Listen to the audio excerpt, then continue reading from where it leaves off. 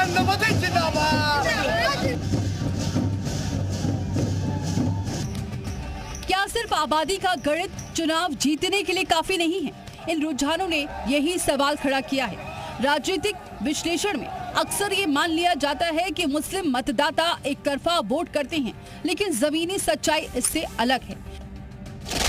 बंगाल में लगभग 40% मुस्लिम आबादी है, वहीं असम में 30% के करीब मुस्लिम आबादी है, लेकिन दोनों ही जगह रुझानों में बीजेपी का दमखम नजर आ रहा है।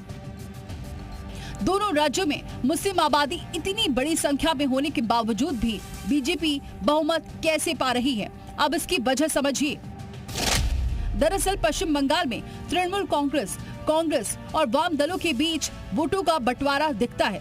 वहीं असम में कांग्रेस और AIUDF के बीच मुस्लिम वोट पूरी तरह एकजुट नहीं हो पाते, यानी संख्या ज्यादा होने के बावजूद एकजुट वोट का समीकरण हर सीट पर लागू नहीं होता। इन चुनावों की सबसे बड़ी कहानी हिंदू वोटों का अपेक्षाकृत ज्यादा एकजुट होना रहा है।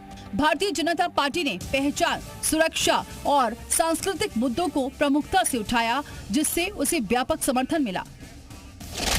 कई सीटों पर बीजेपी को बड़ा समर्थन इसलिए मिलता है क्योंकि हिंदू वोट ज्यादा एकजुट हो जाते हैं। असम में खासकर NRC और घुसपैठ जैसे मुद्दों ने इस ध्रुवीकरण को बढ़ाया है।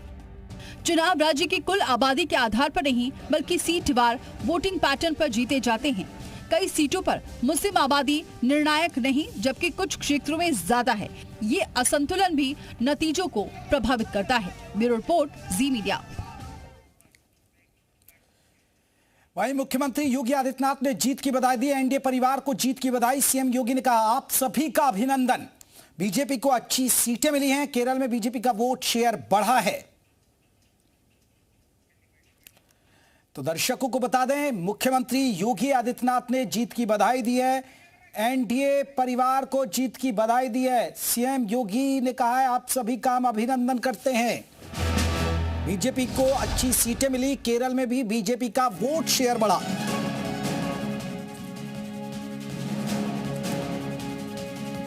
तो बड़ी खबर, बड़ी जानकारी दर्शकों।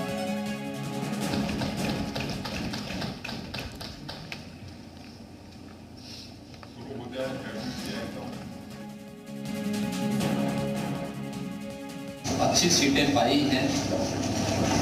केरल में बीजेपी का खाता पहले की तुलना में बेहतर हुआ है। वोट परसेंटेज बीजेपी का बढ़ा है। इसके लिए पूरे एनडीए परिवार को बधाई और आप सबका अभिनंदन।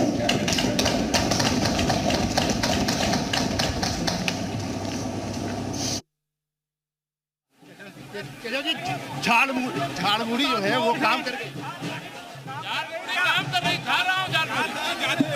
झालमुड़ी खा रहा हूँ। अब झालमुड़ी खाने का क्या आनंद है, आप लोग भी खाइए, मैं चाहूंगा।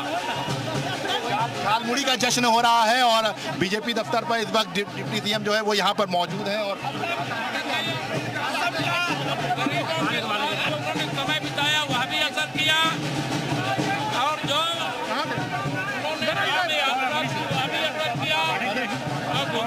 के खिलाफ भाजपा यहाँ भी असर किया। आज स्वामी विवेकानंद जी की आत्मा को, सुभाष चंद्र बोस जी की आत्मा को, गुरुदेव रविन्द्रनाथ टैगोर जी की आत्मा को शांति मिली होगी, ठंडक मिली होगी कि आज भारत की सांस्कृतिक राजधानी में भगवा लहरा गया है। वास्तव में जो हमारे महापुरुषों की सोच थी उसको पूरा करने का काम पश्चिम बंगाल अब करेगा। पश्चिम बंगाल भी भारत के साथ कदम ताल करेगा, आगे बढ़ेगा। तृणमूल कांग्रेस ने पश्चिम बंगाल के आम नागरिकों पर, उनके अधिकारों पर कुठाराघात किया था। आज पश्चिम बंगाल की जनता ने साबित कर दिया है वो भी देश के साथ आगे चलेगा, देश के साथ कदम ताल करते हुए चलेगा। और ये सब संभव माननीय प्रधानमंत्री नरेंद्र मोदी जी के चमत्कारिक व्यक्तित्व के वजह से संभव हुआ। देश की जनता आदरणीय प्रधानमंत्री नरेंद्र मोदी जी है, उन्हें अपने परिवार का सदस्य मानती है। मैं पश्चिम बंगाल की आम जनता का बहुत बहुत आभार प्रकट करता हूं और सभी का बहुत बहुत अभिनंदन करता हूं। बहुत बधाई। मौलाना शहाबुद्दीन बरेलवी ने पश्चिम बंगाल समेत 5 राज्यों के चुनाव नतीजे पर बीजेपी की खुलकर तारीफ की। मौलाना ने मुस्लिम समुदाय से अपील की कि बीजेपी को मुस्लिम विरोधी नहीं बल्कि विकास करने वाली पार्टी के रूप में देखा जाए।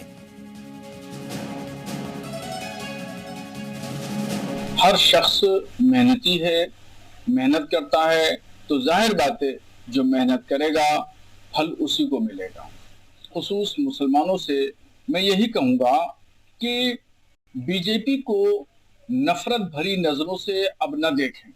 वो एक राष्ट्र पार्टी है, पॉलिटिकल नजरिए से देखें। जिस तरीके से दूसरे पॉलिटिकल पार्टियों को देखते हैं ऐसे ही मुसलमान बीजेपी को भी देखें, बीजेपी से दुश्मनी न पालें।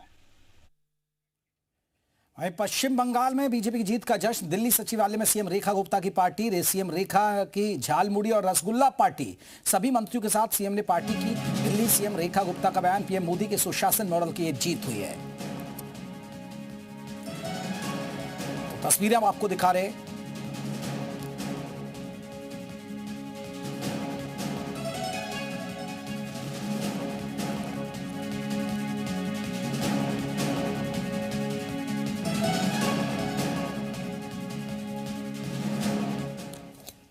दिल्ली बीजेपी ऑफिस में जश्न की किस तरह की तैयारियां हैं, ग्राउंड जीरो से एक स्पेशल रिपोर्ट आपको दिखाने जा रहे हैं।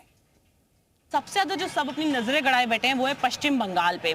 अभी तक जितना रुझान सामने आ रहे हैं, भाजपा आगे चल रही है, मैक्सिमम सीटें भाजपा के बेड़े में आ रही हैं और उसी को लेते हुए यहाँ पे दिल्ली में माहौल और ज्यादा बन गया है। जश्न की तैयारियां शुरू हो गई हैं। इस वक्त बीजेपी मुख्यालय में मेरी मौजूदगी और एक बार आपको आसपास तस्वीरों में दिखाऊंगी कि किस तरीके से यहाँ पे जो है जश्न की तैयारियां शुरू हो गई हैं। शाम को जो जानकारी मिल रही है सूत्रों से कि प्रधानमंत्री यहाँ पर पहुंचेंगे, उनका संबोधन होगा और इस बड़ी जीत को मनाने के लिए यहाँ पे जो है जश्न की तैयारियां शुरू हो चुकी है। सुबह से ही माहौल बना हुआ है, पकवान बन रहे हैं, आप जगह जगह देख सकते हैं तैयारियां हो रही हैं, स्टेज सज रहा है और इसी पे हमारे साथ बातचीत के लिए यहाँ पे भाजपा के प्रवक्ता और नेता यासिर जिलानी भी मौजूद हैं। सर, सबसे पहले तो बात करें, माहौल बनता दिख रहा है, जश्न की तैयारियां शुरू हो गई हैं। माहौल बनता दिख नहीं रहा है, माहौल बन चुका है और ये माहौल इसलिए बना है कि जो हमारे प्रधानमंत्री की गारंटी है ना, उसको बंगाल के लोगों ने एक्सेप्ट करके बंगाल से जंगल राज को ख़त्म किया है और बंगाल में भारतीय जनता पार्टी की सरकार बन रही है, असम में भारतीय जनता पार्टी की सरकार बन रही है, पुडुचेरी में सरकार बन रही है, डीएमके में तमिलनाडु में एनडीए ने बहुत अच्छा किया है और केरला में बहुत अच्छा किया है। तो ये दर्शाता है कि जो दृढ़ इच्छा शक्ति का नेतृत्व प्रधानमंत्री नरेंद्र मोदी जी का है वो ज़मीन पे चरितार्थ होता है और हमेशा से होता रहा है। लोगों का प्यार, लोगों का जो उनके साथ जुड़ाव है वो दिख रहा है। चलिए, शुक्रिया सर हमसे बात करने के लिए। तो देखिए पूरा जो है माहौल सेट है, यहाँ पे तैयारियां हो रही हैं जश्न की। आप देख सकते हैं कि स्टेज सज रहा है, कुर्सियां लग रही हैं, स्क्रीन, स्पीकर, सब कुछ यहाँ पे जो है तैयारी देखी जा सकती है। यहाँ पे जो है लोग भी काफ़ी खुश हैं, उत्साह का माहौल भी है।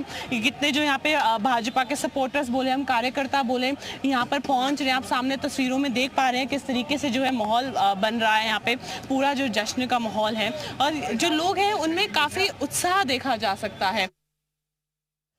भाई, बंगाल चुनाव के नतीजे पर हमारी संवाददाता विशाल रघुवंशी ने मंत्री अरुण सक्सेना और योगेंद्र उपाध्याय से खास बातचीत की। इस दौरान बंगाल में अनुराग ठाकुर के मछली खाने के सवाल पर मंत्री अरुण सक्सेना ने कहा कि बंगाल में सभी लोग मछली खाते हैं और वहां अनुराग ठाकुर ने मछली खा ली तो परेशानी क्या। पीएम मोदी के समर्पण पर बंगाल की जनता ने भरोसा जताया। अमित शाह की कुशल रणनीति और सीएम योगी की बंगाल में लोकप्रियता काम आई। वहीं मंत्री योगेंद्र उपाध्याय ने कहा कि बंगाल में जीत का संदेश पीएम मोदी के नेतृत्व का है।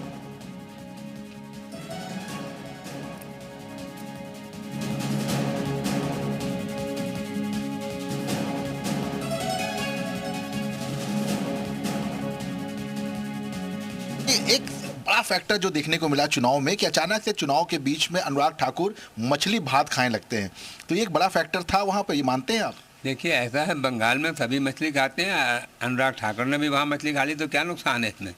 और बाकी तो वहाँ मोदी जी का जो देश के प्रति उनका समर्पण है उसको वहाँ की जनता ने एक्सेप्ट किया और उसके अलावा अमित शाह जी की हमारी कुशल रणनीति और हमारे सुनील बंसल जी की मेहनत और साथ ही साथ हमारे योगी जी की लोकप्रियता वहाँ भी काम आई।